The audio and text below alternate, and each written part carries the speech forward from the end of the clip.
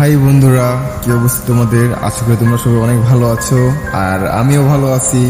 তো আজকে কিন্তু একটি গল্প নিয়ে আসলাম। তো গল্পের নাম হচ্ছে আলোর খোঁজে মনির। ঠিক আছে, তো গল্পটা আশা করি তোমাদের কাছে অনেক ভালো লাগবে।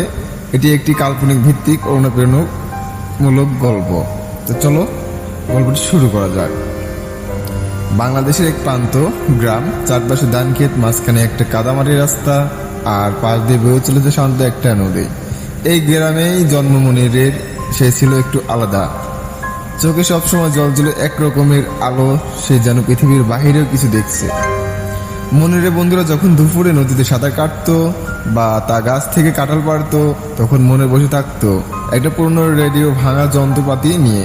কেউ বলতো মনে তুই পাগল হইয়া গেছিস, আবার কেউ বলতো ওরে মাথায় ভূত আছে।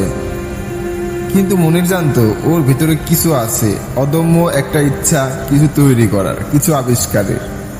একদিন স্কুল থেকে ফেরার পথে গ্রামের পেছনে জঙ্গলে সে হেঁটে চলে যায় এবং হুজুট খেয়ে পড়ে যায়। মাটির নিচে কিছুটা একটা ধাতব জিনিস দেখে কৌতূহল জাগে। খুঁড়ে দেখে একটা অদ্ভুত আকৃতির যন্ত্র, দেখতে অনেকটা রোবটের মতো, কিন্তু ভেঙে গেছে। মনে সে ভাঙা যন্ত্রটাকে কাঁধে নিয়ে করে বাড়ি নিয়ে আসে।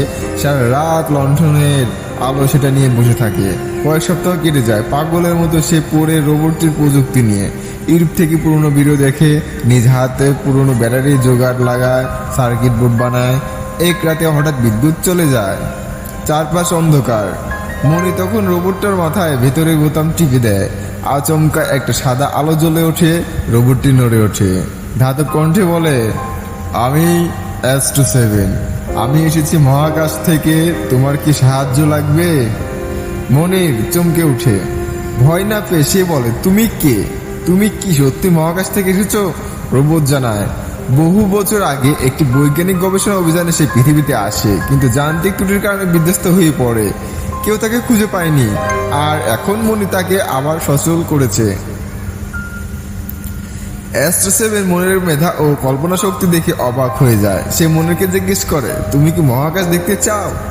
তুমি কি নতুন কিছু আবিষ্কার করতে চাও? মনির চুপ করে থাকে, তার চোখে তখন কোটি তারার নিচে বেড়ায়। সে মাথা নাড়ে, হ্যাঁ, আমি আলোর খোঁজ দিতে চাই। আমি প্রমাণ করতে চাই একটা ছোট গ্রামের ছেলে হয়েও তার রাজ্য পা রাখা যায়। পরের 1 মাসে তারা একসাথে তৈরি করা ছোট্ট একটি রকেট, স্থায়ীভাবে জোগাড় করা উপকরণ আর S27 এর প্রযুক্তি মিলিয়ে মানুষ বিশ্বাস করতে চায়নি। সবাই বলেছে পাগল, মনির আবার কি বানায়। কিন্তু মনির থেমে যায়নি। এক রাতে যখন মহাকাশ পরিষ্কার, তারা উড়ে বেড়ায় এক অজানা গন্তব্যের দিকে। সবার চোখ সামনে মনির হারিয়ে যায় আকাশে, কিন্তু রেখে যায় একটাই বার্তা, স্বপ্ন দেখো, স্বপ্ন দেখো, চেষ্টা করো, তুমি যেখানে আছো সেখান থেকে আকাশ ছোঁয়া যায়। শেষ কথা, মনে শুধু একটি নাম নয়, সে একটি প্রতীক, সাহসের কল্পনা আর অদম্য চেষ্টা করার। এমন গল্প প্রতিটি শিশুকে শেখায়, স্বপ্ন মানে দূরের কিছু নয়, সেটা একান্ত নিজের ভিতরেই লুকানো।